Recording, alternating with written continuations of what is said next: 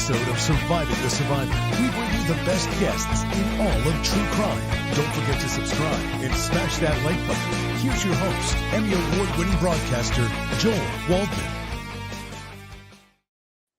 What's up, SCS Nation, and welcome to another episode of Surviving the Survivor, the podcast that promises to bring you the very best guests in true crime and another stellar panel. We're batting 1,000 here, 10 for 10 over the last 10 shows and 1,000 for 1,000 over the last 1,000 shows that we have not done. But today, once again, we are talking about the disturbing case of Sebastian Rogers, a 15-year-old boy with autism who went missing from his Hendersonville, Tennessee home.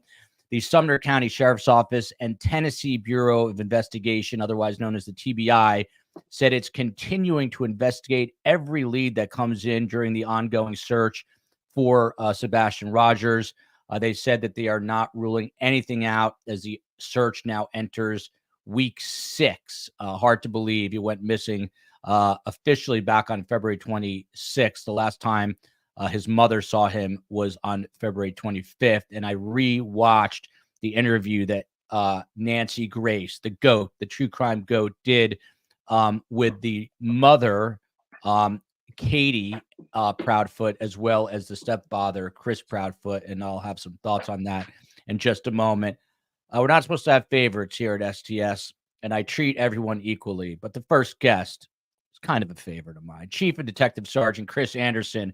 He is a retired Birmingham Police Department veteran, 27 years of experience in law enforcement. He also co-hosted Investigation Discovery, that is ID's channel known as Reasonable Doubt. The show is, that is. And he also was featured on A&E's First 48 Birmingham. He's also the host of the Crime and Cookie Juice podcast. That's a cool name. Crime and Cookie Juice podcast. The author of the book, The Case, and Man, You're Crazy. Both of them are out now.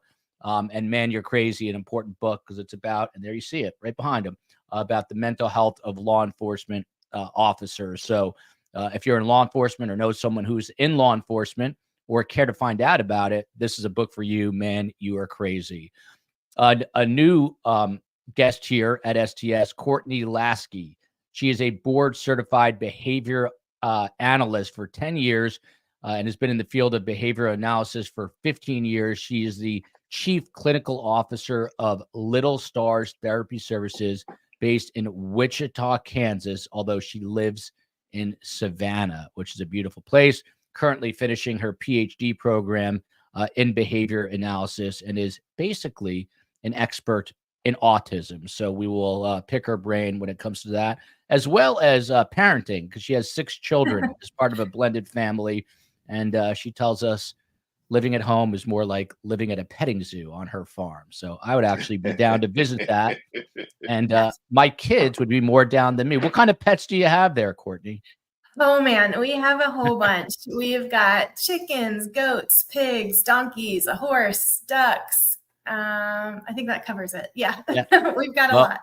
Next time I'm in Savannah, I used to go there to cover hurricanes. I'll bring my kids, and Elf echoing what we're all thinking. 6 children. Wow. Yeah, that's a lot of work right there. We're blended. So it's a year's, mine, and ours. Teamwork. Teamwork. There you go. And then Dr. Detective, you don't hear that all the time. Dr. Detective Troy Looney, PhD. He began his career in Akron, Ohio with the Akron Police Department, and he's still there. He's been there since 92. He's worked as a detective in the homicide unit, major crimes, missing persons. So he's a great guy. He's just getting himself home and in front of the computer, and he's going to join us in just a couple of moments. By the way, let me know if you like hot foods. And I just had from Trader Joe's super spicy cashews. The notorious COE is a big fan of the caliente, of the hot food. And sometimes I like it and sometimes I don't, but I did love those cashews. But if you see me doing that with my lips, it's because I was eating those cashews. But let me know. There we go. Look at this. Someone is here. I don't care for the super spicy. It could be good. I digress as usual, but now we're back on track. Chief, I cannot help but notice that is a very sharp suit. Are you known? Do people stop you and constantly tell you that you're a great dresser? I do what I can when I can. On today, it's at my college. It is Dress for Success Day, so I am the type of person that likes to be the lead. So I tried to dress up a little bit, you know. But I'm comfortable when you and I talk. I usually come in with a t-shirt, maybe a sweatshirt or something like that. But Yeah, just getting in from work. I've seen you on the first 40. You're always dressed up, man. I know. Chris Anderson, exactly. He's like WTF with the cashews, but who knows? So from an investigative standpoint, this case has been incredibly frustrating. We're into week 6, just surpassed 5 weeks where no one has seen Sebastian Rogers. First and most obvious question, Chief, there's a lot on my mind, and then we'll get into the autism side of it. But time is not a friend in any of these investigations. There's a reason the show you were on was called First 48. After 5 weeks, where are you on the hope level here? So, the kind of mantra of First 48, that was that tagline, if detectives don't solve the case in the first 48 hours, it makes it incredibly more you decrease the case by more than 50% when you don't have a lead within those first 48 hours. That's absolutely true. I've worked plenty of cases. I'm still investigating cases, or I have, case files that I take a look at every once in a while that I couldn't find something. There are not that many, but I've had a few. So being that we are now 5 weeks in with no real leads in this case, it's time for the investigators to sit back, go back over everything. It's time to start back over, if you will. Go back from the day that you were called to the scene, see if there was anything that you missed, or because you brought in other investigators, seeing if they're going back and reviewing their notes of what was done, and start pinholing those small areas where something more needs to be done. That's what you do as an investigator. I've worked with the TBI, and they are very good at what they do. So if they say they don't have anything, I'm sure they've gone back over this case 2 to 3 times just to see if there's anything else left to do. Where I am on the hope level, I may have said this before on your show. As a father, if this was my child, I want to keep as much hope as possible, because that's the only way that I can survive and keep pushing and looking for my son. But as an investigator, knowing that this young man is he has autism, knowing that last time I think we talked, I heard you say something about he didn't have his medication, and in the South, over the past few weeks, we've had some incredibly changing weather. Him being there out in the open, possibly, is as an investigator, it kind of diminishes my hope that he'll have a safe return. And I hate to say that, but That's something no one wants to hear. By the way, there's an updated Amber Alert, and I believe this is the updated one. But now you see the tip line is, and I'm going to read this for the people listening: 1-800-TBI find, 1-800-TBI find, and that, of course, is in pursuit of Sebastian Wayne Drake Rogers. Courtney, this might be kind of a silly question, but it seems like there's so many different definitions of autism. People have different takes on what autism is. So how do you define autism? Yeah, so you're not wrong. Autism is a spectrum disorder. So we always have this saying that when you meet one person with autism, you've met one person with autism. It can present so drastically different across that spectrum. Our DSM, which is the Diagnostic and Statistics Manual, we're on the 5th edition. That one has broken autism into 3 levels. So level 1 being the least severe symptomatically, to level 3 being the most severe, needing the most supports. Beverly Brannon, Joel, I got a boxer puppy. We have little digressions on this show, so don't send me hate mail. We'll get into it, and I mean into it. Friday's the only day we go super crazy with getting off track, but I have to answer this for a reason. I got a boxer puppy. Tell me it gets easier. It does, but it takes a while. And most of you know I now have Ethel, but I also have Fred and Ethel. And I'm on Instagram, or they are, Fred Ethel STS, Fred Ethel STS. And the reason I bring this up today is I had to run an errand. And there's a feature in my car that leaves the air conditioning running because in Miami it is very hot. And so left the 2 dogs in, and there's a sign that goes up that lets you know that they are safe. So I thought I was in the clear. I had my usual gigantic Starbucks iced tea. It was in the cup holder. And when I came back, it was upside down, lid off, and all the liquid, all 90 million ounces were on my front seat. So I had to take Fred and put him out as I cleaned that. And I may or may not have been cursing to myself in the parking lot as a lot of people were passing by. So anyway, that is my story, but it will get easier eventually. The good thing about have the audio demons been exorcised? Yes, thanks to the COE. She rebooted my computer.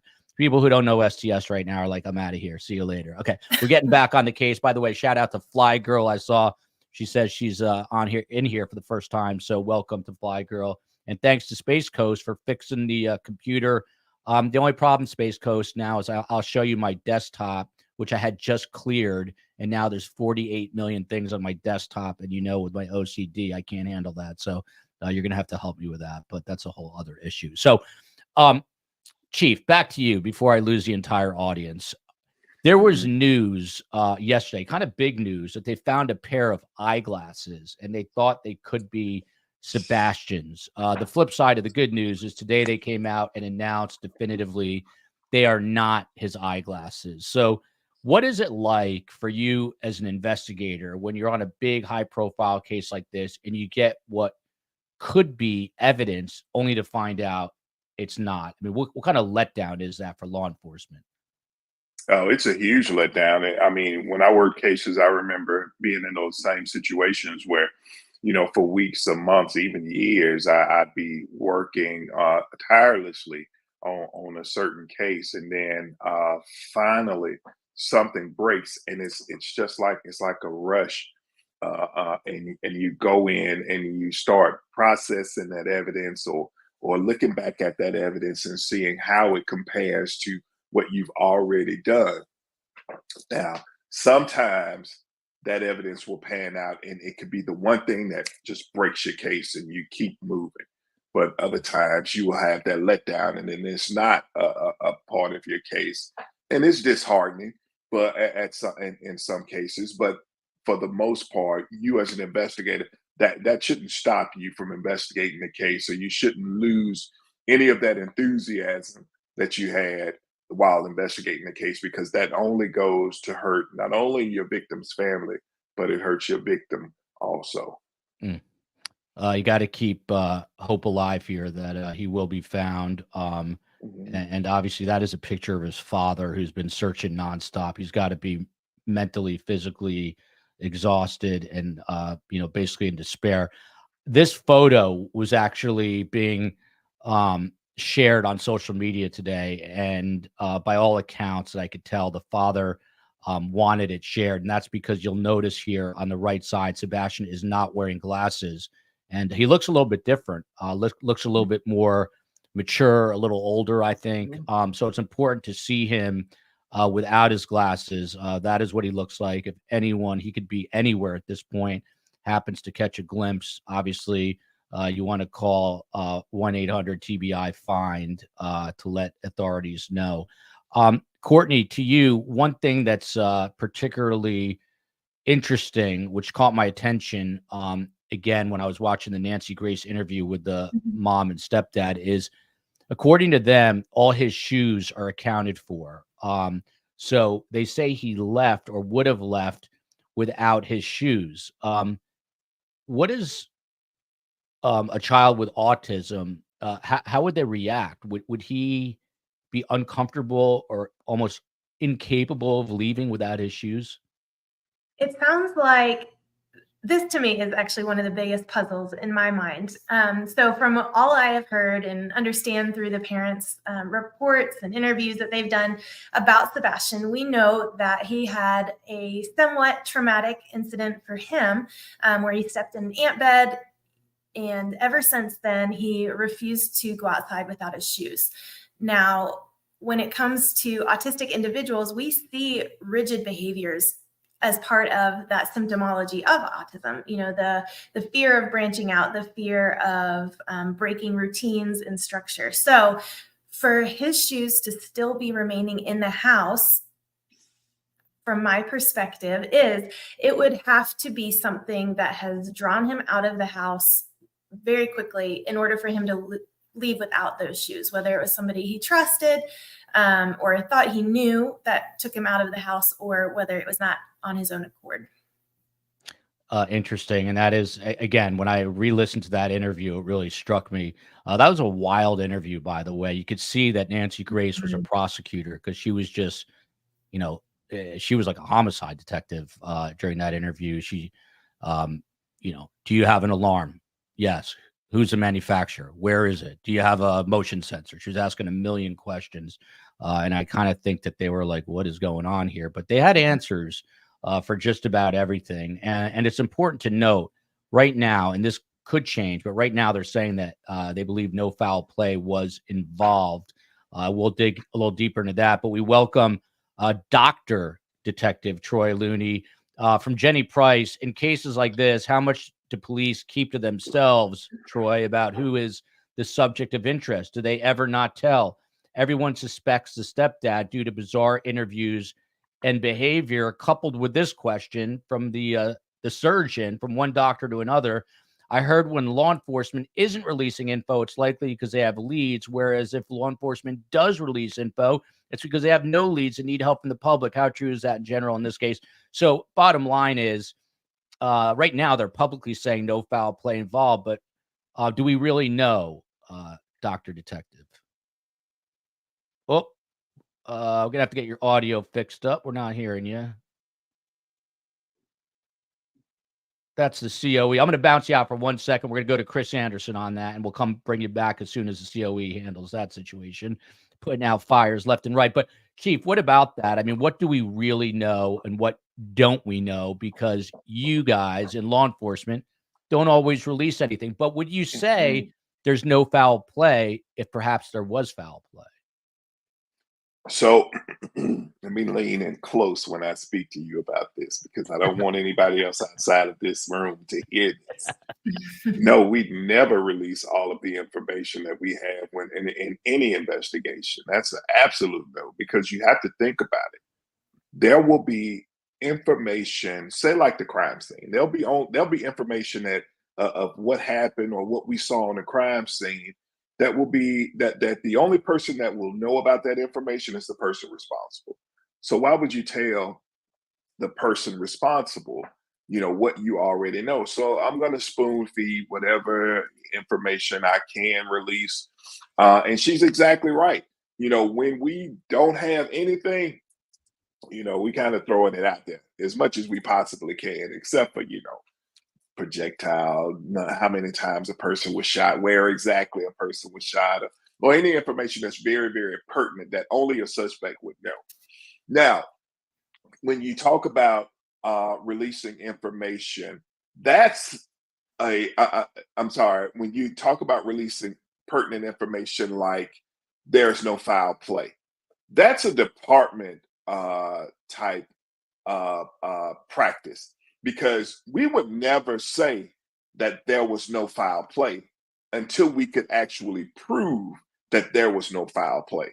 If you don't know where Sebastian is right now and can't prove anything, you can't really say whether or not there was any foul play. So my department, we never released information like that. We are still investigating this case as if it's a missing and an endangered person. We are pushing all of our resources towards finding Sebastian Rogers safe as possible. And until the evidence proves otherwise, that's what we're doing. But I've seen this happen in multiple cases. You and I think another case, there have been a couple of cases that you and I have covered, and the police department has stated information like, we don't see any foul play, or this may not be a homicide, and things of that nature. And it turns out it really was. Obviously, time is going to tell here. From the thought criminal, Nancy Grace just reported that Chris Proudfoot, who you're seeing in this photo here, the stepfather, said that the Tennessee Bureau of Investigation told him he can't take a polygraph that she has set up for him. He did say, Dr. Detective, on his initial interview with Nancy Grace, that she, the mother, was polygraphed, Katie Proudfoot, but Chris was not. And that's because, he claims to have been in Memphis at the time. And he says it was 3 hours and 37 minutes door to door. Should he have been polygraphed? Should he be polygraphed by now, Dr. Detective? Oh, not hearing him. Are you muted, Troy?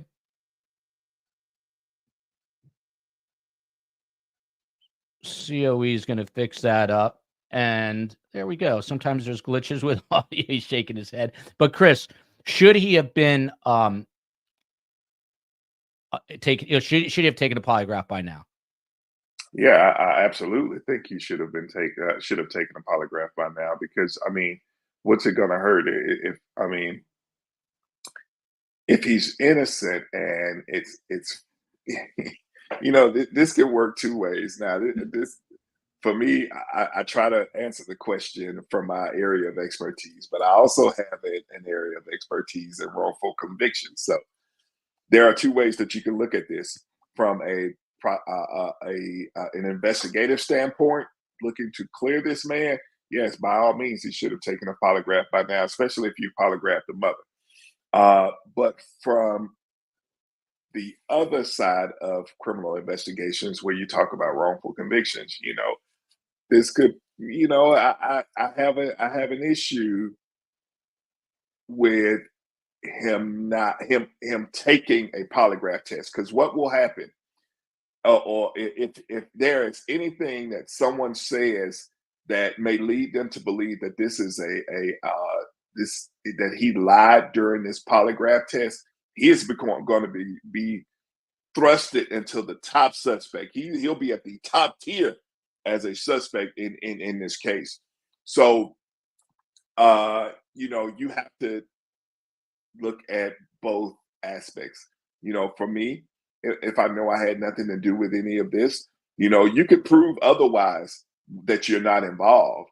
So supply your phone records, or let them go and investigate whether or not, which I'm sure they've already done, because like I said, I've worked with TBI. I know they've gone and verified his statement, because I know he gave a statement. Yeah. But on both sides, there are two ways you can look at it. So yeah, I go ahead. Yeah, no, I was just gonna. I'm sorry, I didn't mean to cut you off there, Chris, but I was gonna pivot over to Troy. Can you hear us now? Why are we not hearing you? This is crazy. We're not hearing you. But I think you're here. I think the COE is hearing you every time you go into the back room. You know what? Maybe Troy, try hopping on your phone and put it sideways. I think that's the move. Sorry, everybody. Sometimes there's glitches with the software, and there's literally nothing we can do.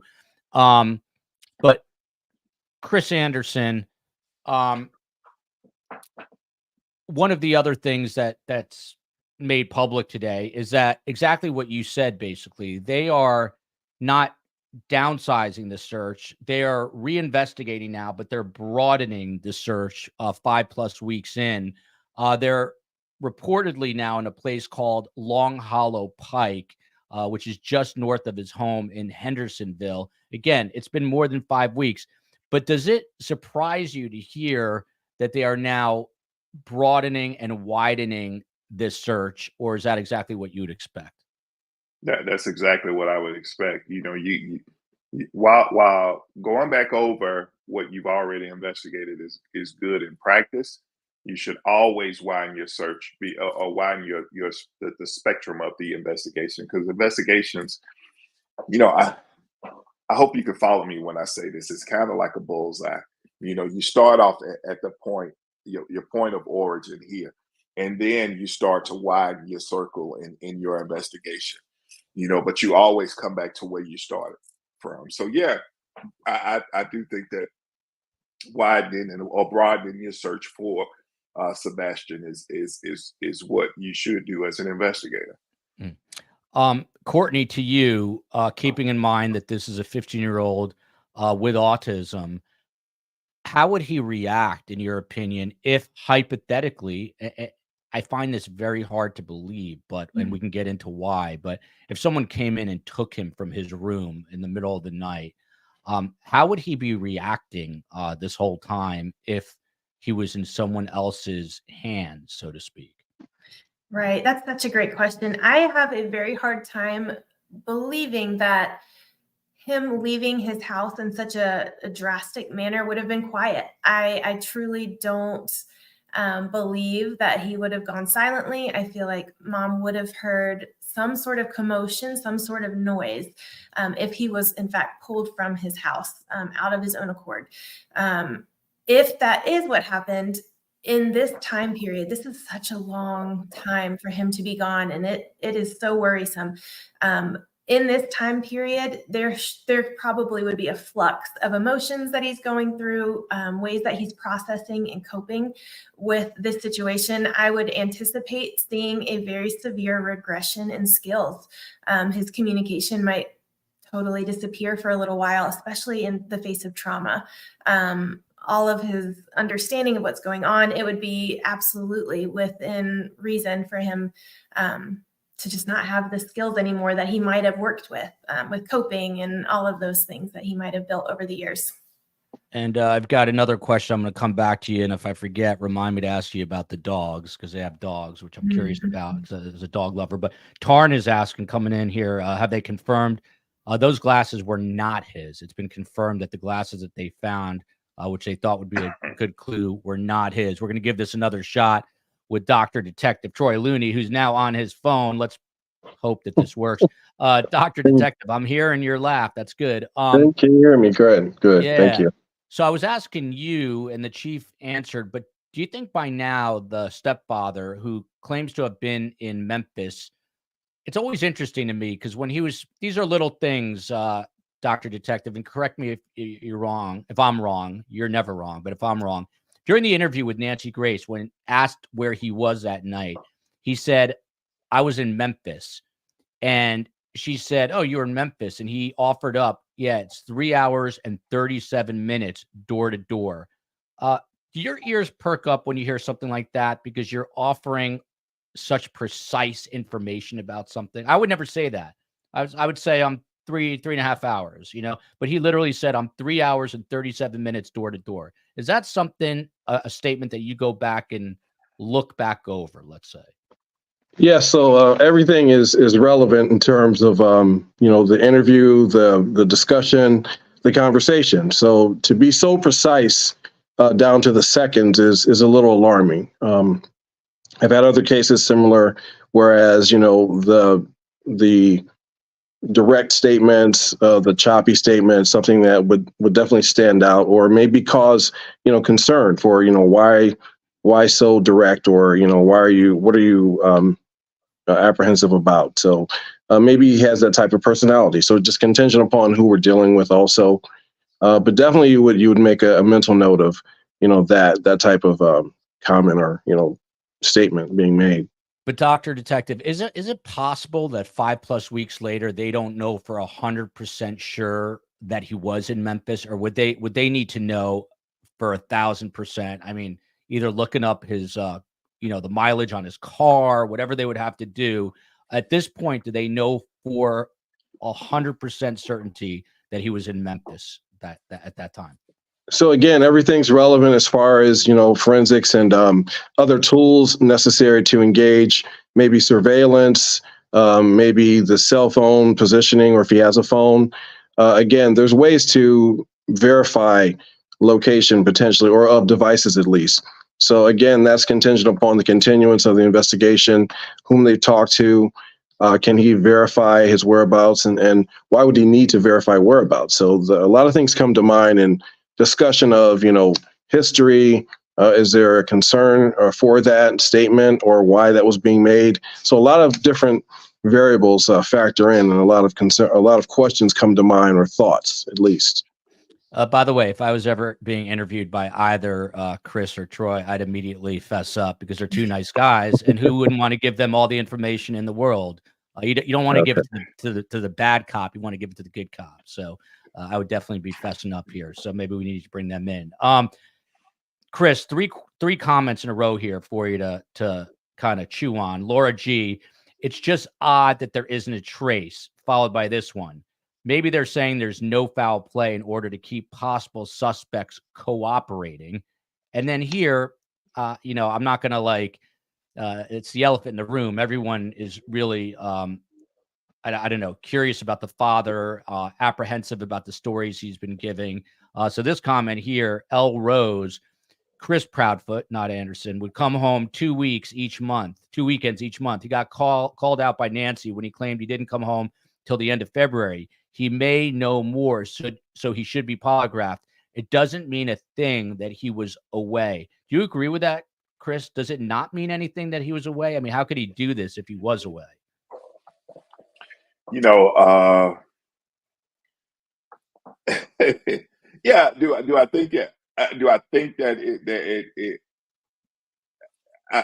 it always raises, an air of concern for me, because, I've always been taught that there are no coincidences in homicides.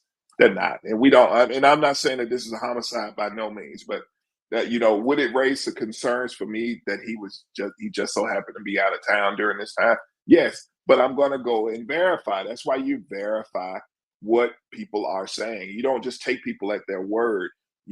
Okay, this is what you're saying, but this is what the evidence shows, and I'll make my determination from there.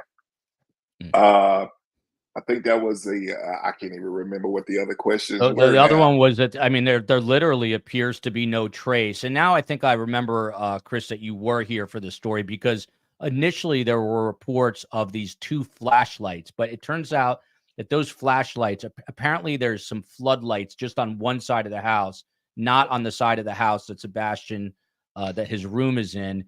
And that's what those lights were. But what about this notion?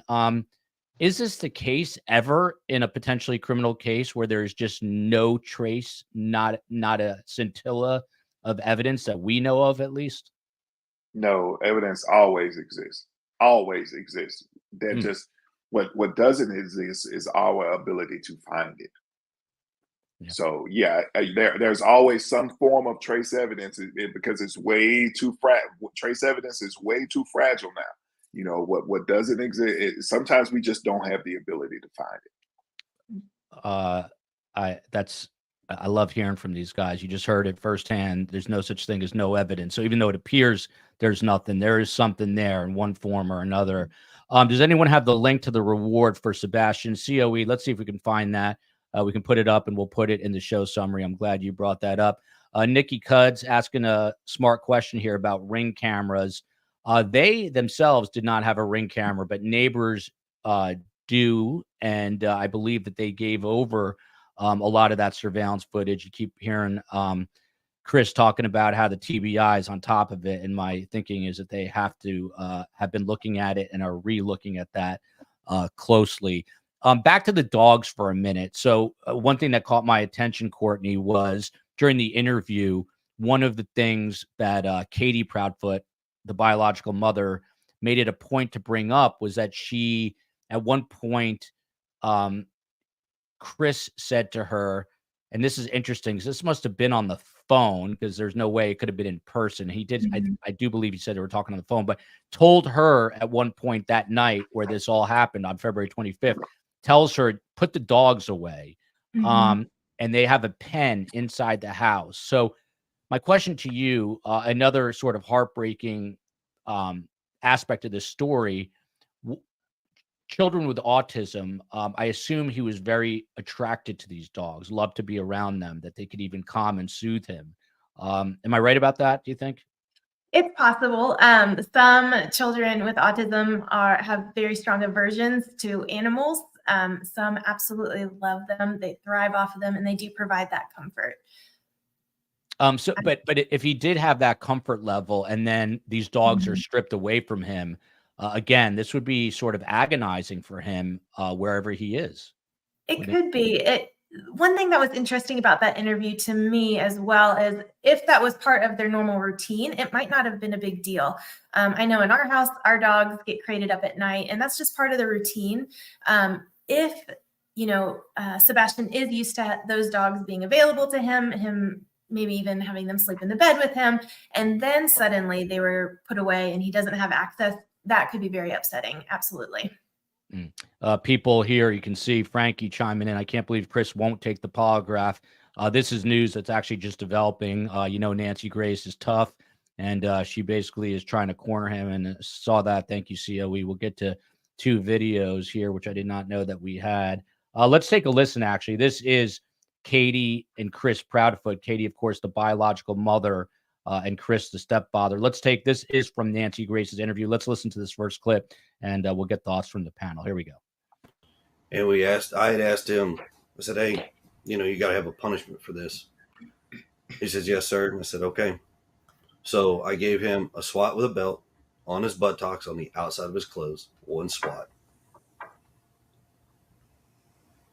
What did he lie about? I honestly don't remember at the time, but it was probably something dealing with school because that's majority where his issues lie. Did he have other issues at school?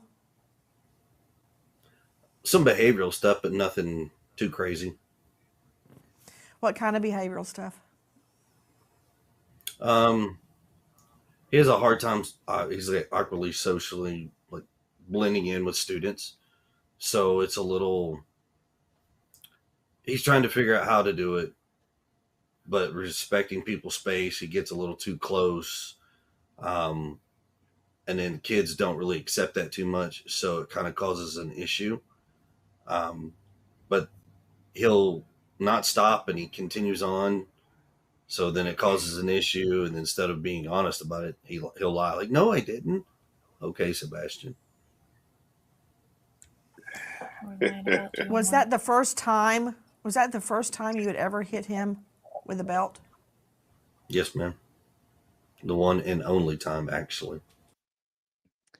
Wow. I had not seen that clip, or I don't remember seeing this part of it, to be honest. But I'm actually going to go, man, I was watching Chris and Troy watching that, and their facial expressions were very interesting, to say the least. They were watching carefully. I'm going to play that back, I think. But Courtney, let me go to you first.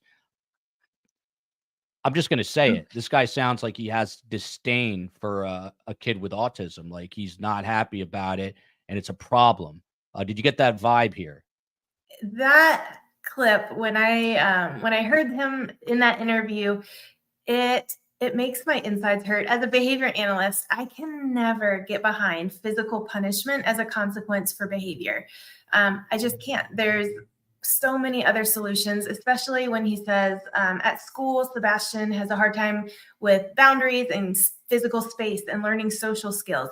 So you take that information and you model a behavior such as hitting with a belt, in fact. And for somebody who is autistic and learning social skills and learning, rules of social engagement, then that becomes a norm. And we might see an increase in aggression. And he learns like, oh, if somebody does something I don't like, I'm going to hit now.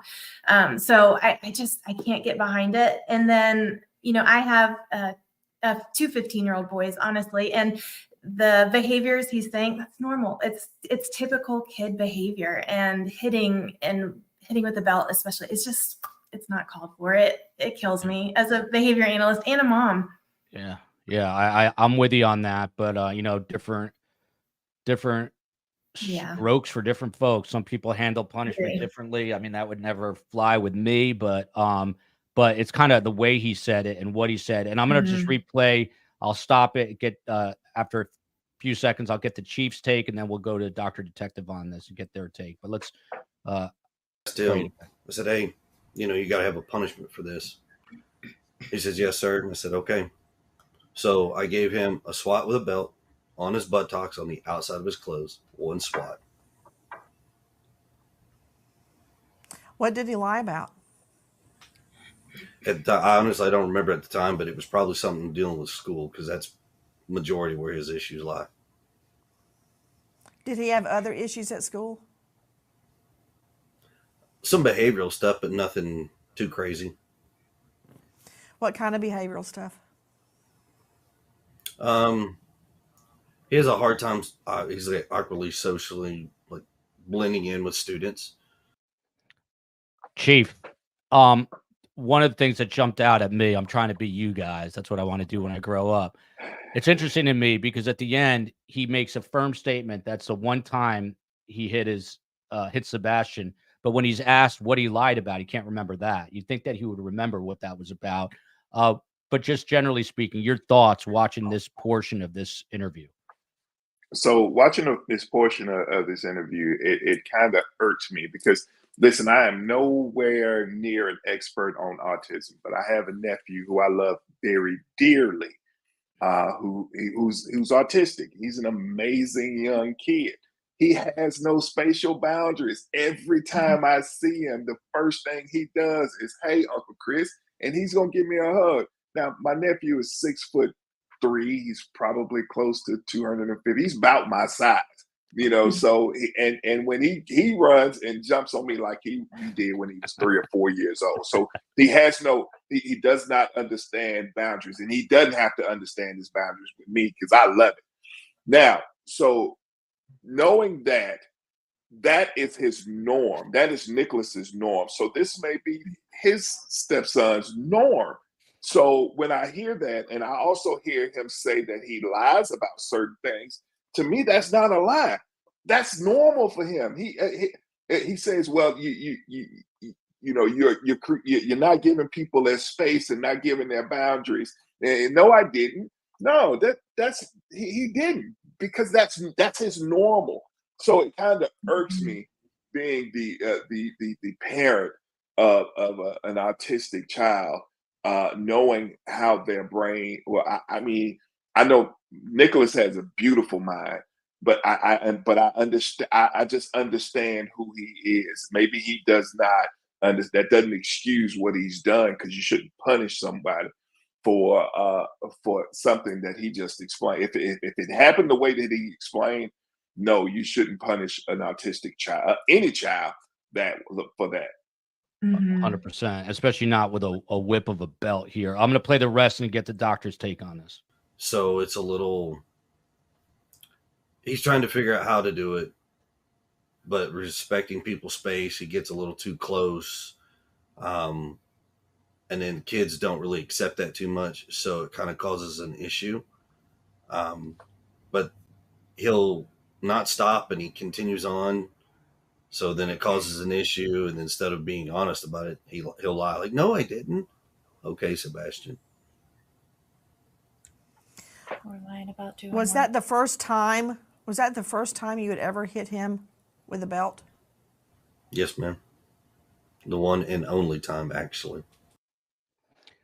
Dr. Detective, if you had him in the interview room and he was telling you the story, what would your follow-up question be right now? So a couple things come to mind. First and foremost, his demeanor, behavior, his being nonchalant and lack of education about autism concerns me. So I would ask questions and inquire about him and mom. Is there any kind of counseling that exists, or management system in place, caseworker or case manager? I'm not sure the proper term, Courtney, but It concerns me. I'd ask follow-up questions like, you know, how often do you interact, or, you know, who actually does the discipline in the home? Is it just you or just mom, or have you tried any other alternatives for behavior? I think they need a lot of education as far as, you know, how to deal with Sebastian, and, you know, just on an everyday process of understanding why, just like Chris said, why he behaves as such, or, you know, his perspective and his normal. So I would ask additional questions about, you know, how can you not remember such a specific or an important detail about everything that took place, right? And then it takes a lot of compassion across the board. I've said that before. It takes compassion just to deal with anyone on any given day in a normal capacity, but especially with the sensitivity of a child. Obviously, with the situation, he just seems very nonchalant about the situation, what's going on, and, you know, his safety, his whereabouts, where is he, what's going on, and what should be done. So, and mom being so stern, she appears to have some kind of fear, or maybe a control factor going on with her, just not having any expression, any change, any comments at all. So that there's a lot of concerns there about the environment in the home there. This is why I say best guess in all true crime. And this is why I say I'd be a horrible detective, because look how measured Chris and Troy are. They're listening. They're giving him the benefit of the doubt. In my mind, I'm like, this guy hates kids with autism, and plus I had something to do with it. If I'm going to be completely honest. Although, look, this all has to play out, and Right. obviously investigations have to be done. I'm just saying that this is the way police work is done, not with a hot head the way I would do it. But anyway. Courtney, back to you. I'm just curious. You kind of talked about this a little bit, but with this sort of behavior and then in return punishment pattern, I can't believe it was just one time. But if this is a pattern, how, in your opinion, would Sebastian be reacting to getting swatted with a belt? So we call it rapport building in our field. You always, you know, somebody actually called it the reinforcement bank account. Whenever you have interactions with somebody, you always want to be building them up and putting some sort of reinforcement into that bank account that we call it. So whether it's like a high five, praise, some sort of small talk, something that's reinforcing for them, we want to do a lot of that. When we turn to punishment procedures, or even just stern conversations, things that aren't reinforcing in any way, we start pulling from that bank account. So if this was a pattern of behavior, if this has happened more than once, we'll see that relationship as being strained between Sebastian and Mr. Proudfoot. We would see that limited interaction. I know that Seth Rogers brought up that the last visit, Sebastian said he didn't want to go back to his mom's house. Now, again, I look at child development, and as a co-parenter, I get it. Those things are common statements. But if this is, in fact, a pattern, you have to look into it. You have to dig deeper as a parent to see what is going on. So I would anticipate their relationship to begin being strained and uncomfortable over time. Now, Chris, I have not verified this, but one shot here saying Chris Proudfoot was on a small channel for 3 hours a week or so before Nancy's interview. He said he hit him because he forgot to put his belt on. Listen to him saying it on Smiley Stories. Never heard of Smiley Stories, but I'll try to find it and listen to it. But if this is true, Chris, he's obviously omitting it for a reason. Does that give you pause for concern? And the question prior to this was a smart one and kind of an obvious one, but how often can you bring this father back in? How would you try to question him in a different way? So my experience, and I've read that question beforehand and thought about that answer. So I'll talk about that one first. My when you bring a suspect or a person of interest in too many times, there's only two things that'll happen. Either they will be able to, they're going to mess up. They're going to answer some things different because they've had an opportunity to think about something and remember it a certain way. and then they're gonna say something that contradicts what they said in the past, or they'll come up with a solution, or they'll come up with an answer. So as an investigator, I'm not going to bring a person in, 4, 5, 6 times. I'm gonna question them once and make the determination from there how many other times that I'll need to talk to them. So yeah, you don't want to keep bringing in a person, because what you don't want to do is for them to come up with a reasonable explanation for everything that they've said. That rarely happens, but it has happened.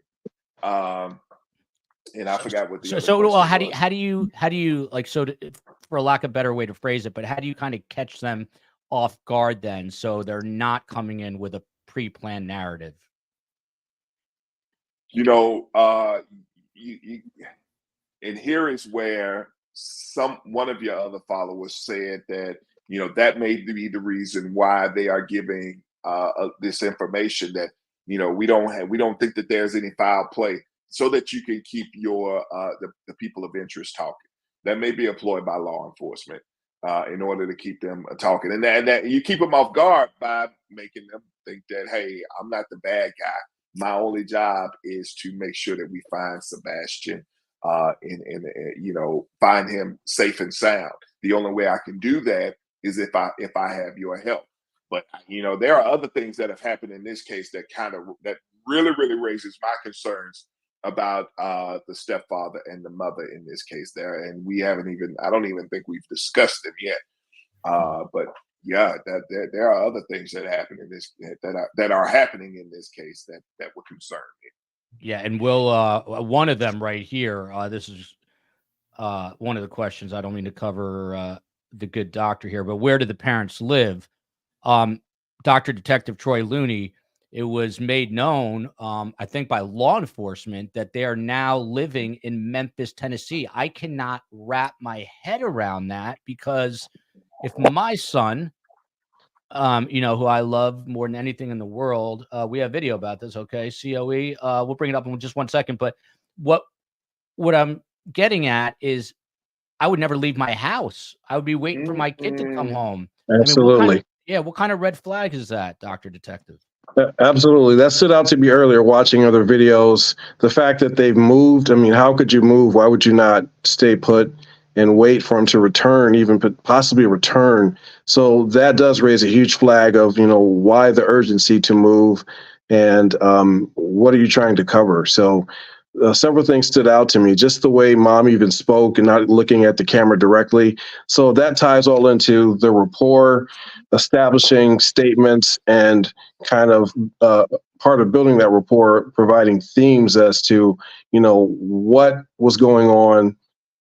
Why would you move? I may even ask that question. So was it an urgency or a sense or a need to move or relocate, especially with this going on right now? So that bothers me. It's a huge concern and red flag. Yeah, and doctor, from Rosie Woods, the father alleges that he was out of town. I assume that the TBI and Sumner County Sheriff's, the office there, has to have proof. But I guess my bigger question is there a possibility that he maybe didn't go missing that night and went missing a different night when maybe the father was home, and now they're saying he went missing that night? Are all these possibilities open? And we'll have the chief weigh in on that after you. So yes, everything is relevant again. Everything's a possibility until we know differently. There could have been so many different factors or things that took place within the timeline, because there's so many gaps there. And all that we know is that Sebastian is not home safe. So we look at everything, we revisit everything, and we talk to everyone. I would definitely like to talk with the father and or neighbors, but you actually conduct a lot of background research prior to even the first discussion, first contact. So you would know other reports, history, other friends, family, social media, everything that would be going on potentially or not, may not have occurred. So everything's relevant. And I'm not going to bring. I see a comment here that the parents here of the Proudfoots, I think, have rap sheets. But there's a criminal history. Chief, how important is that to find out if there is a criminal history here, what sort of crimes have been committed? I assume that they've looked at all that as well. They should have. I would venture off to say that they more than likely have looked at the criminal history of not only the young man's parents, step parents, and anyone that's connected to them. Because it's just like we've said all night, everything is relevant until he is found. So yes, that criminal history, what they've been into, because you may find out that once a party is a part of a sex ring, that would be concerning. So yeah, but everything in this investigation is relevant until he's found. Courtney, I don't want to put you on the spot, but I'm about to. I know you've been following this case really closely. I mean, do you have a gut instinct here? And you're a mother, so mothers always have great gut instincts. Is your gut telling you something about what transpired here? I try not to speculate. I support our law enforcement in their investigation, and I never want to contribute to any sort of distractions to that. As a mom, like we said earlier, like as a parent, our hope would be we would never give up. I want hard evidence to make me stop hoping and stop wishing for something positive to happen. As a behavior analyst, I am concerned. I think something tragic has occurred. I tend to agree, and I hope that's not the case. And I just want to underscore this because I can be sarcastic at times. I'm not implicating the father, and the COE did not yell at me to correct this. I'm just saying it from the bottom of my heart. I think there might be a high level of ignorance here in terms of how he handles a child with autism. That doesn't necessarily make him a suspect, a prime suspect, or a criminal, but that is not out of the off the tables either, because as we know from Chris and Troy, you always have to eliminate the people, and these the stepfather and the mother, I guess publicly, at least for the time being, are not considered suspects, but that could always change. And I think we just have to keep an open mind about all this. And again, there's a chance that he was this young boy was abducted. You just don't know. So we have to let it play out.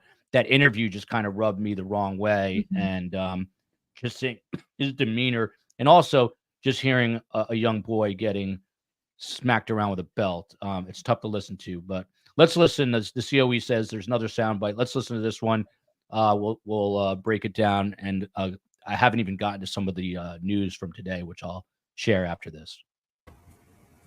I'm going back to work. You're going back to work. What about you, Miss Proudfoot? No, I'm not going back to work. Not yet, at least. Did you leave the home also, Miss Proudfoot? Yes, ma'am. Why? To accompany my husband going back to work, and then I'm coming back. Okay, when will you be back? Do you know yet? No, not yet. Are you concerned about being away while the search is ongoing? Absolutely, I am. Then why are you going? Because my son could be anywhere, and we're looking everywhere and anywhere.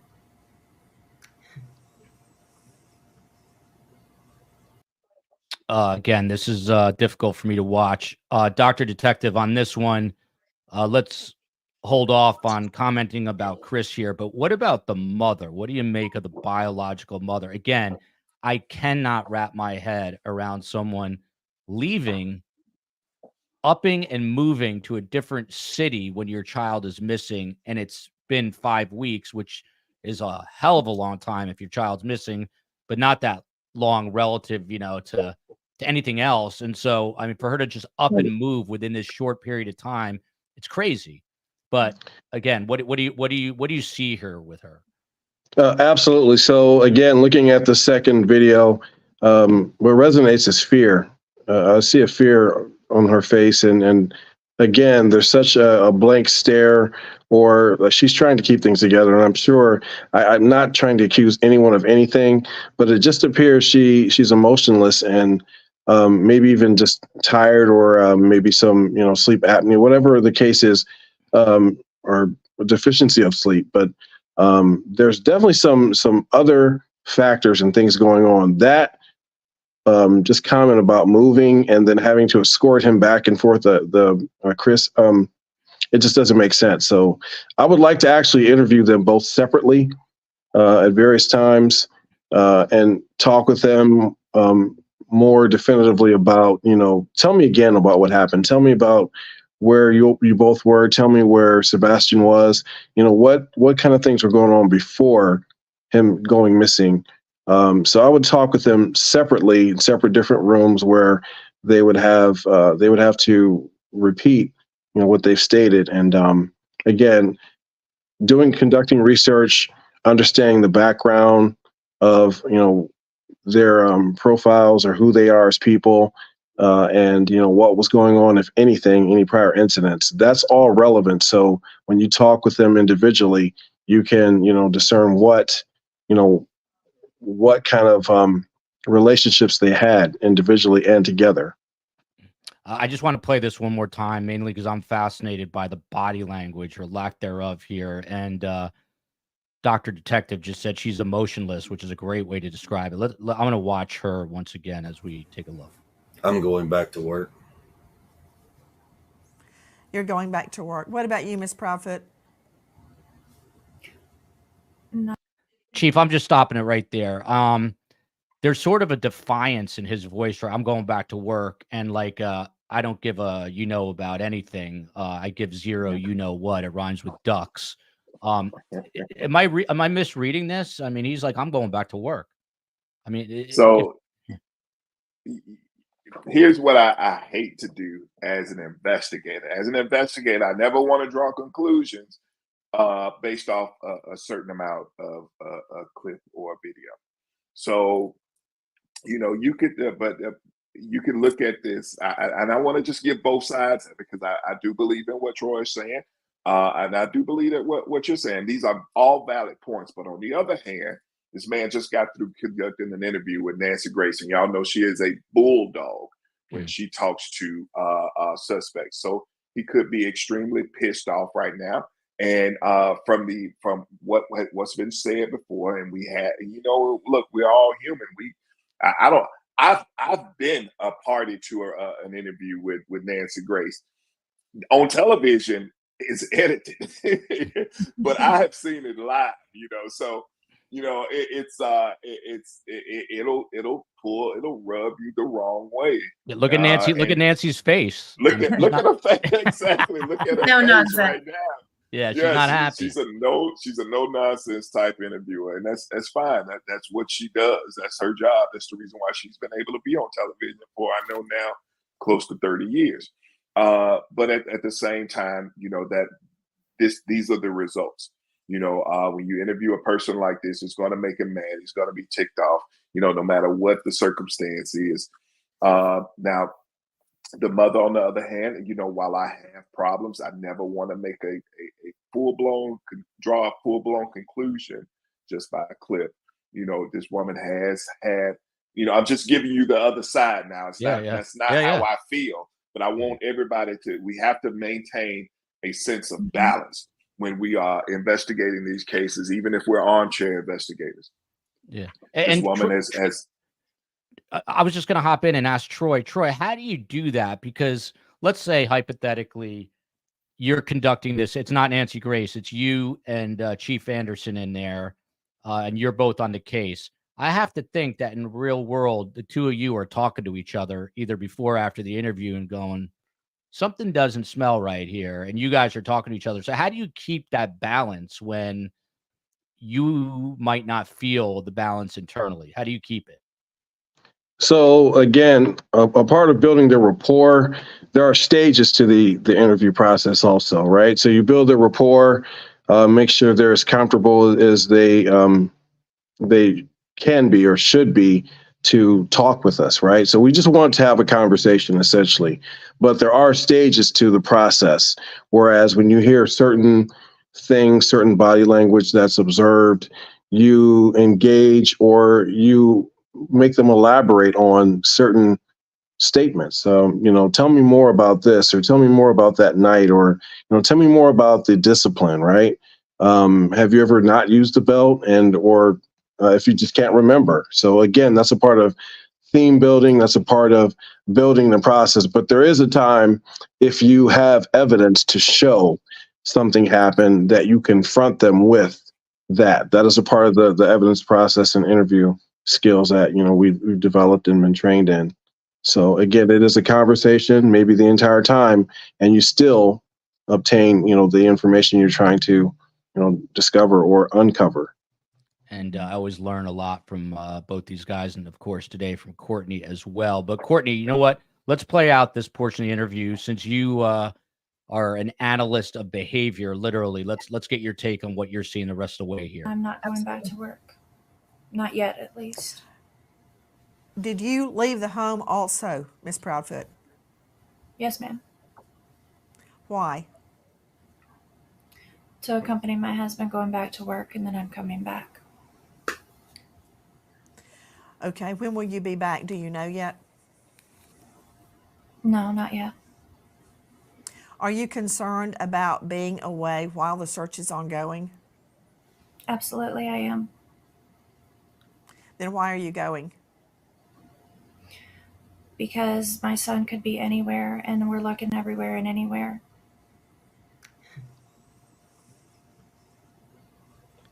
By the way, I'm slow on the uptake, but I'm just realizing that this interview, it looks like, was done in the back of their camper, which they're in to get away. Mm-hmm.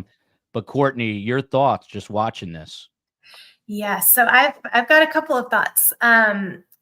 First, in regards to Mom's response and just her appearance during this interview, my gut, as far as like devil's advocate goes as well, autism, there's a genetic factor to it. I don't know Mom's typical demeanor. I don't know what she is like outside of this very, very stress-inducing situation. However, there might be a lack of emotional affect that's normal for her. This flat affect, emotionless. To me, my instinct was, I wonder how much Sebastian was also like this. I wanted to kind of compare to see if maybe some of those traits were part of his symptoms as well.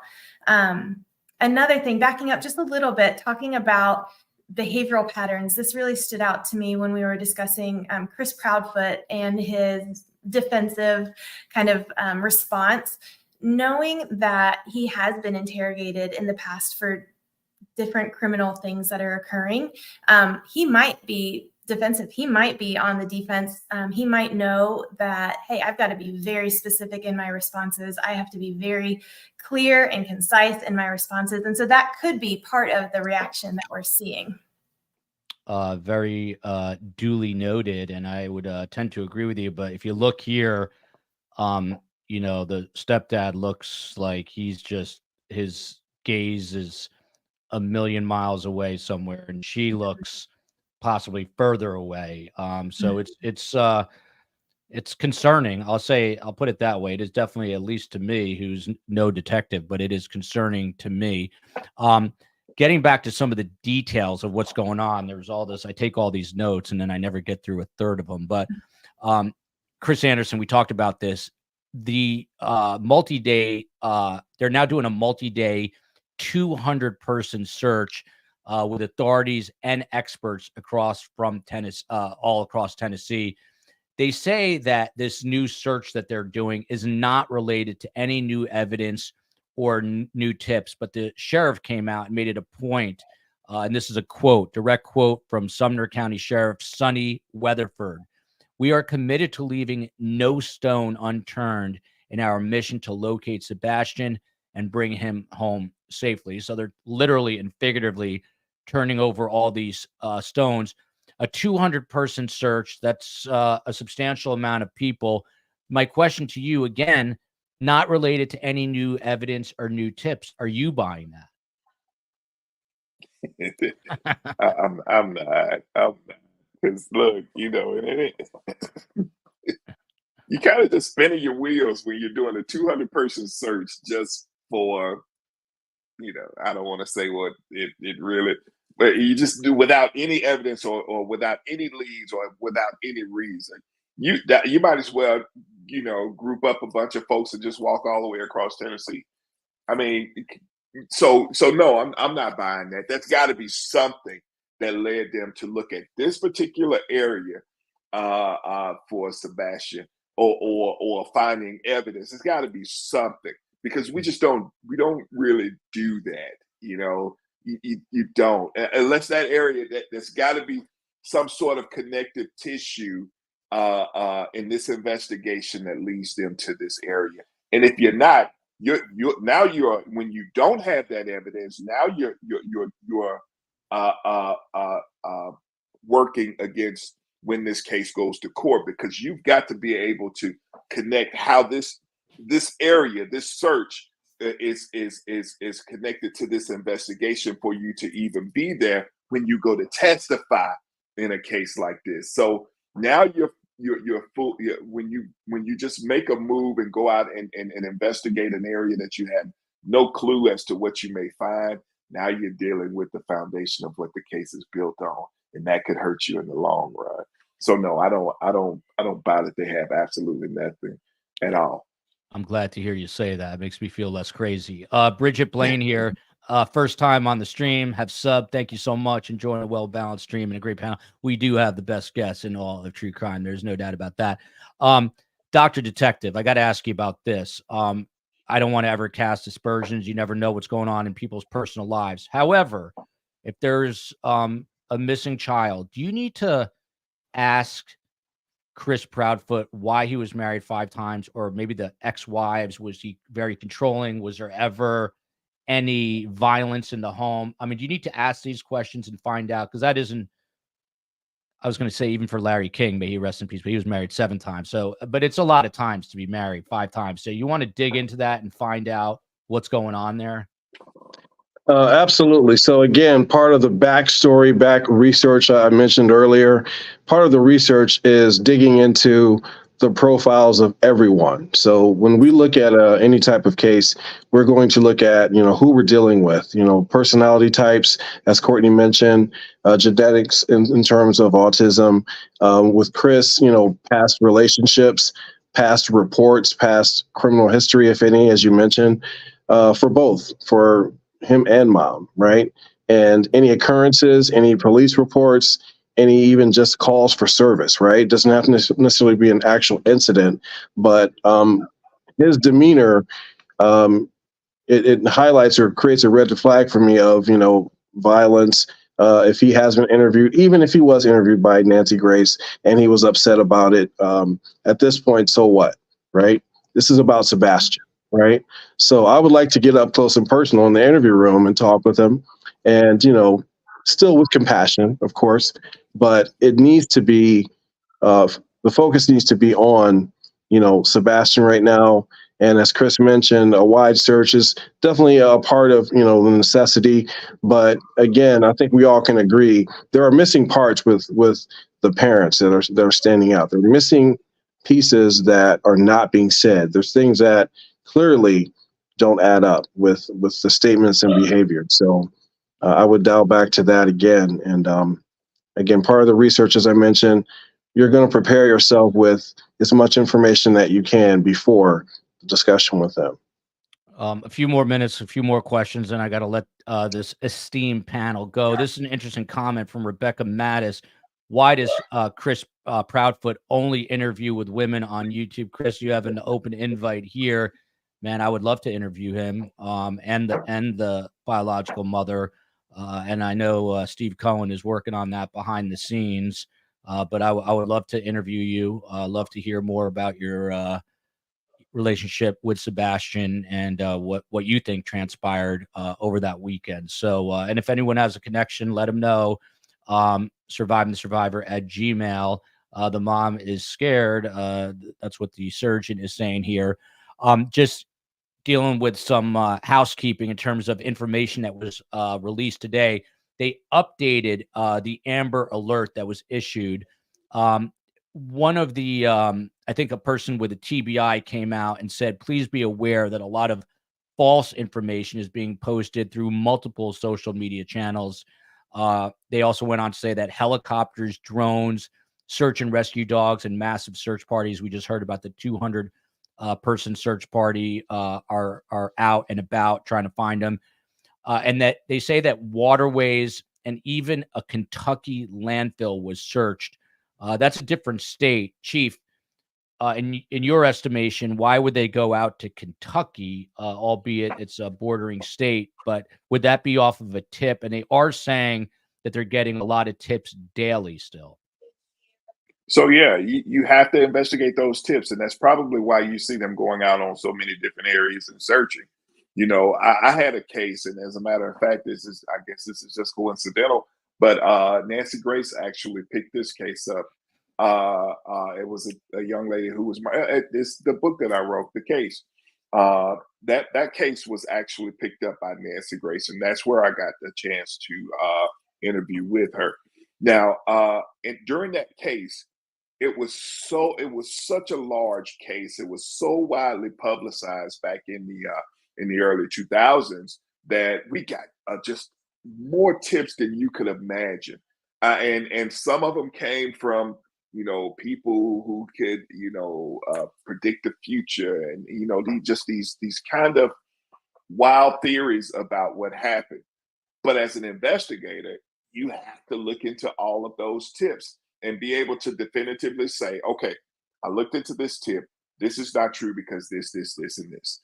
So that may be the reason why you see them out in so many different places, because they're getting so many tips in about potential whereabouts or something in that area that give pause for concern. And they have to go and investigate it, because if you want to build a foundation on a case, that'll be the one place where they knock you down if you have not investigated the tips that you get. Fascinating. Once again, always learning new things here from Pine Needle protagonist to Courtney here, who studies human behavior. They're both defiant in the interview we just played. One uses controlled rage. The other uses meek helplessness. Do you agree with this?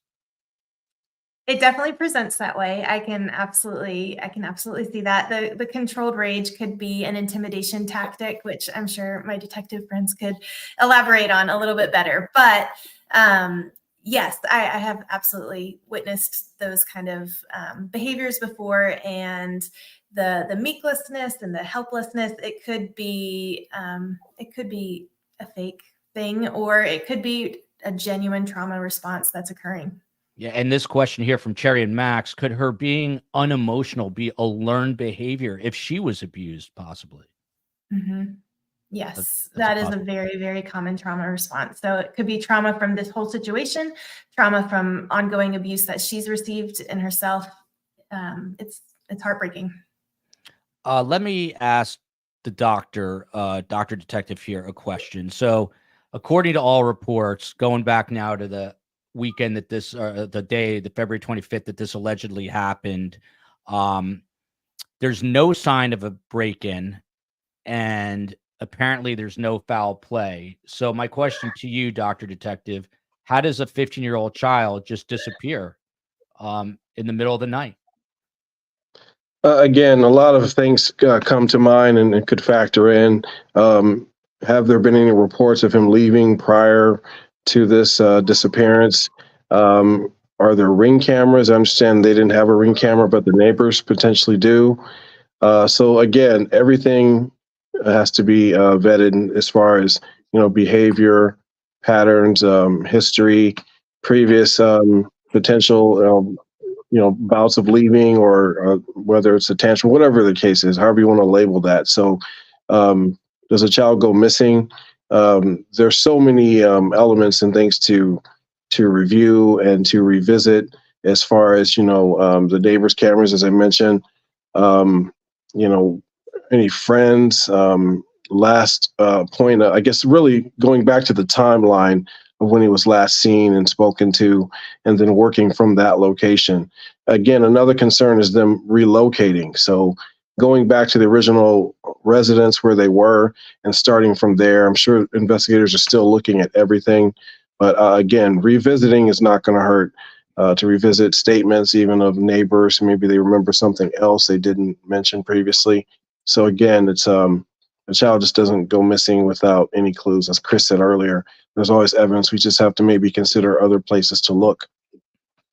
These are two of the smartest detectives you're going to meet. Rebecca Mattis, the bio dad, and that's Seth Rogers. And by the way, Seth, you have an open invite on the show anytime you want it. If we can help you in any way, would love to be a platform for you. But Seth Rogers indicated that this is not Katie's normal demeanor. Now that I'm kind of thinking about it more, she seems terrified to me. Let me ask the chief about this, and then we'll wrap it up. I promise. The night that this allegedly happened, this is a direct quote from Katie Proudfoot. He was doing something in his room because about an hour later, I heard some noise, and I was like, I don't care what you're doing in there, but go to sleep.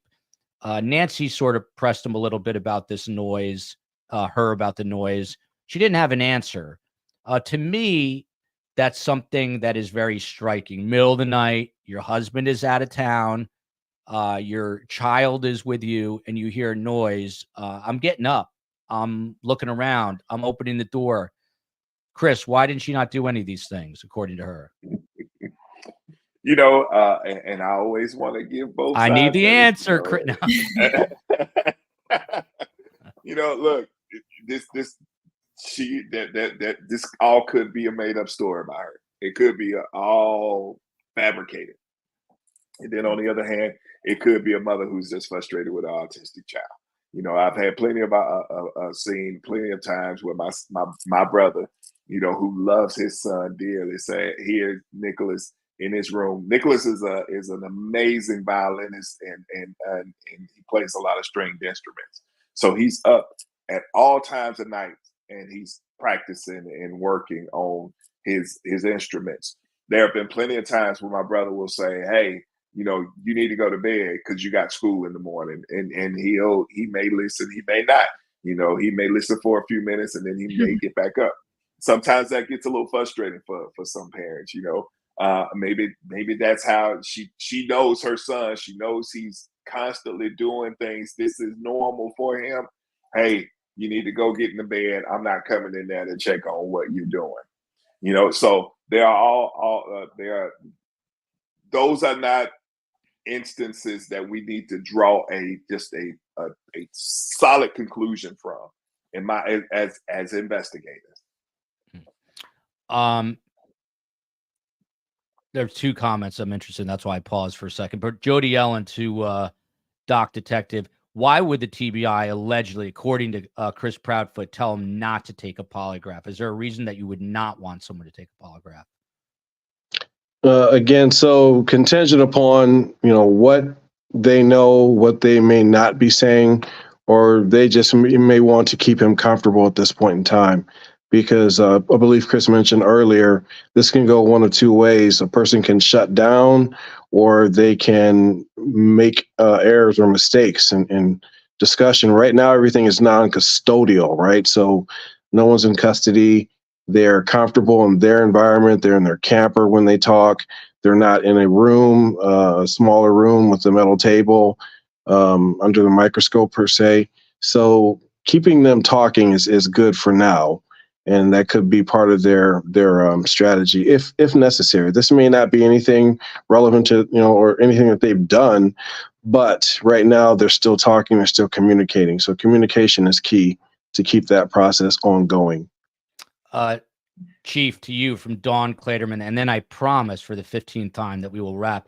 He's not a runner, Sebastian Rogers. Plus, first the mom said she heard a thud at 10 p.m. when she was on the couch on the phone with Chris Proudfoot.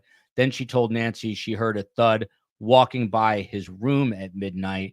When you're fabricating stories, sometimes they're inconsistent. Again, I mean, if you're interviewing her in the interview room at the Birmingham PD and you're finding these inconsistencies, what do you need to do as a detective here? I mean, first off, you need to ask her, you heard a thud in your autistic son's room at midnight when he's supposed to be asleep. What did you do? And figure out what she did from there. Did she go and investigate? Did she just walk by? If she just walked by, why did you just walk by? I mean, you know, these are But see, these are the questions that we all want to know. But also, on the other hand, those are the types of questions when you start getting to those little small points of asking, why didn't you do this? Why didn't you do that? And you start to become more of a suspect. So, maybe these investigators are just stringing her along until, okay, I'm not going to ask those definitive questions until, a time arrives where I really need to find out this information. So because you don't have Sebastian. That's the main thing. You want to find Sebastian. That's everything in this case for these investigators. So keeping them talking is only going to help. By the way, I heard law enforcement today, which sorry, I didn't mean to cut you off there, but I heard law enforcement today tell people in his neighborhood and in the town where he's from to check their properties twice a day. If they see a tarp, to check underneath porches. I thought that was interesting. He's like, you just don't know. And he asked them to check twice a day, every day. I thought that was interesting. Stephanie Ella here. I've yet to see a pic of Sebastian with his stepdad, Chris Proudfoot. That's an interesting observation. Courtney Lasky, very glad to have her on board because she's a board certified behavior analyst for 10 years. And she's been in the field of behavior analysis for 15 years. And she's the chief clinical officer of a Little Stars Therapy, which is actually in Wichita, but she's smart and lives in, nothing wrong with Wichita, but she lives in Savannah, Georgia, where I've been many times, at least probably a half a dozen times, and most of them to cover hurricanes. So that wasn't always the most fun, but she's currently finishing her PhD program. What about that comment that we haven't seen a photo of him with the stepfather? Does that raise any flags for you at all? And just your final thoughts here, Courtney. No, it doesn't actually raise any red flags to me. I don't know if that was strategic. I don't know if they want photos of just Sebastian with mom and biological father. I'm not really sure. I also know lots of people in my life who hate having their picture taken. And so there might just be a scarcity of photos. So I would try not to read too much into that one, if at all possible. There you go. Good advice. Annie K, April is National Child Abuse Prevention Month as well. So that is good to know. I did not know that till I just read this comment. A man who knows a lot is Dr. Detective Troy Looney, a PhD and a detective. Not a lot of people can say that. Chris Anderson, do you know any other detectives who have PhDs, Chris Anderson? He is the only one. That's why I'm fascinated every time we come. How did you manage to do that? I barely got, in the homicide classes. This guy got a whole PhD. Yeah, it's wild, man. I've never heard it either, but I'm glad to have him on the show. 30 plus years at the Akron Police Department. He is still active there, but since he is the MVP of the department, they let him come on and talk to STS. Troy, love having you on the show, as you know. Thank you. And just your final thoughts. I mean, from an investigative standpoint, if you were on this case, what is your next move? Again, so first thoughts are Sebastian, and thanks for having me on with everyone. Appreciate you all the thoughts and comments. But, Sebastian is the thought and prayers right now. And again, just going back to the original location and starting from that point again, sometimes you have to, assist and delegate certain clues and leads to follow up on, and then you dial back and have a sit down discussion with your partners and colleagues to say, hey, what are we missing? Are we missing anything? What can we do better? What can we do to find him and figure this out? So again, not criticizing any investigation, any part of the investigation or investigators or any part of the team. It's just we're speculating and just kind of chiming in on things. But again, final thoughts are just want him. I always think optimistically. I want him to be found safe and back home. Speaking about being found safe, there's two missing moms in Oklahoma, and that is a case that has a lot of people baffled. We're going to cover that case. We did it last night. We're going to cover it again with Phil Waters on Friday and Scott Duffy, formerly of the FBI. Tomorrow, just so you know, we've got Lori Vallow's brother, Adam Cox, on, and her uncle, Rex Connor, because Chad Daybell's trial is kicking off with jury selection. We're going to get their take tomorrow, along with a jury selection expert, a jury consultant. So that'll be tomorrow. In the meanwhile, Chief and Detective Sergeant Chris Anderson, he is a retired Birmingham PD veteran, 27 years. You've seen him on the show, First 48, and also hosting Reasonable Doubt on Investigation Discovery. He also hosts the Crime and Cookie Juice podcast, and he's got 2 books, The Case, and you see it behind him, Man, You're Crazy. It's a book that if you're interested in how law enforcement deals with all the mental health issues that you want to pick up. Chris Anderson, your final thoughts this evening. Yeah, and I'll just echo what Courtney and Troy, Dr. Troy said. My prayers go out to Sebastian and the family members that are involved in this case. Pray for the investigators. This is an extremely hard case. There's not a case that, any investigator has worked that you can't see yourself in that situation. You could easily be in that same situation and you just don't know how you're going to respond until you are there. So yeah, it's hard for those investigators that are working this case, especially when you have nothing to go on, because that is the worst feeling in the world, to know that this family is depending on you and you have nothing to give them. So prayers go out to them, the investigators, and everyone involved in this case. My final thoughts, I'm hoping and praying that Sebastian is found safely and he is unharmed. And this is all a mishap.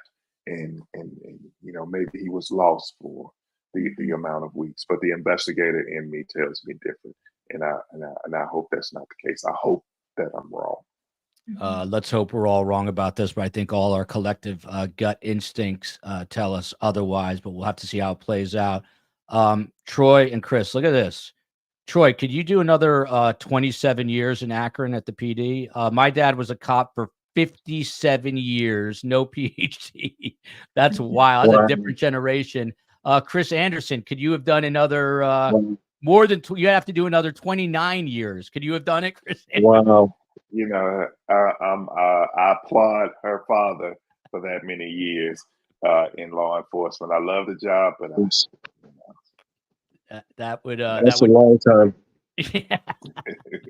That's a long time. Yeah, this is a heavy show, so we got to end on a light note. The COE putting this up here. If you want to stay informed and know who the best guests are, this most recent newsletter, we're featuring best guests. We're featuring members of STS Nation and a million other things. So scan this while I wrap it up real quick. I just want to obviously thank the panel once again, Courtney, Chief Chris Anderson, Dr. Detective Troy Looney. There's the book tour. Carmen and I are prepping for this tomorrow. We're actually going to be making arrangements to travel May 14th, New York, May 16th, Boston, May 21st, Toronto, Tallahassee, Miami, Los Angeles. I got to get over to Akron. I've got to get down to Savannah, and I've got to get to Birmingham too. We will make it happen, but we'll see you tomorrow at 5:00 with Lori Vallow's family. Until then, love you, America. I just said, I love you, Savannah, Georgia. I love you, Birmingham, Alabama, and Akron, Ohio. And please, let's one last look here, because this is what is most important, that we get this. And there's a shot of him, by the way, without his glasses. So let's make sure we get Sebastian back and hopefully safe and sound. Until then, thank you for watching. We'll see you all tomorrow. Panel, stick around for 1 second.